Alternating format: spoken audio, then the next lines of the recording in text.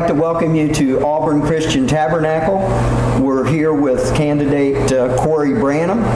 We're hoping and praying that Cory ends up being our state senator. Cory, I will start it out by saying, why should you, the voter, vote for Cory Branham? Well, thanks again for having me here today, brother. Well, I could probably go on this one for a long time, but I'll try and just hit a couple key points. Most people would not hire a lifeguard to fix their car. That's an analogy, and they're like, Cory, what are you talking about?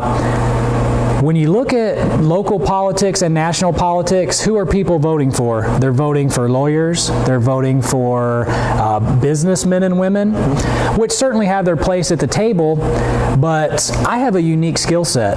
I'm a licensed teacher, I'm a veteran, I have logistics, I have theology, I have history and political science, education, and experience.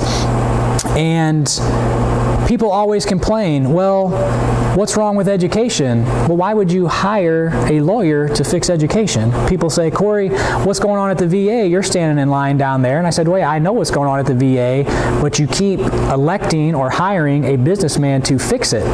So why should they vote for me? It's time for a different perspective. Like I said, you wouldn't hire a lifeguard to fix your car. Right. When you hire or elect an official that you want change in, you might want to know that they have a background there with hands-on experience, which I do, or with formal education, which I do.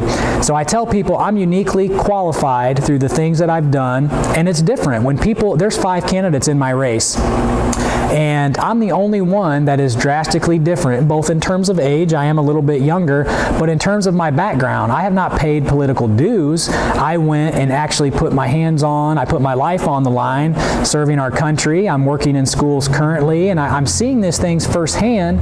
And I have 2 young daughters that's growing up in the system right now. So as to I still certainly respect my elders, but it's a little more hands-off to my opponents because their kids aren't in the system now. Right. They don't need the job market to thrive now at risk of their kids having to move away for work. They don't need the school system to be as good now because their kids aren't about to start kindergarten and preschool. Mine are.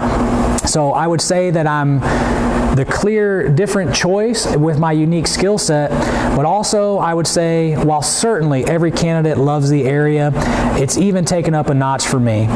When I left for the military, I could have changed my residency, I could have got tax breaks, incentives by going with other states. I didn't do that. I kept my legal residency here in Richland County, here in District 22, and I voted here every election while I was gone, absentee. And it even goes further than that. When I left the service, I was qualified in nuclear weapons handling. I had been recognized very highly for my military training and my military logistics expertise. I could have got my job at many military bases around the country. You don't think that the military wants more certified nuclear weapons handlers? Yep. They surely do. But I chose to come back to this area because I want to be part of the comeback. I believe in this area more than I think my competition does. Yes. They've seen jobs go away.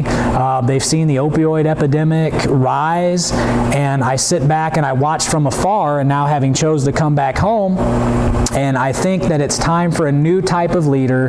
It's time for someone that can both relate to the young entrepreneur that would consider building a business here while also respecting their elders, but then someone that has unfortunately had to watch the opioid epidemic, which it is people my age that have brought that in, and I've had to watch that, and I know how to reach that crowd. And again, I'm just I'm the new type of leader. They say if you do what you've always done, you'll get what you've always gotten. That's true. And it's time to take our businesses and our elected officials in a new direction. And I'm the new, and I think I have the unique skill set to put a new face on Richland County and District 22. God bless. Well, we've interviewed Cory 3 or 4 times here. And basically, if you're looking for a grassroots, true conservative, not just in name only, that believes in the Christian Judeo system, believes in the Constitution and the Second Amendment, and believes in jobs created for the area, and has a heart to see our area prosper, this would be the candidate that you need to vote for. So we're asking everyone with a clear mind, come and start with a grassroots candidate that has the true values that America was built on. Vote for Cory Branham.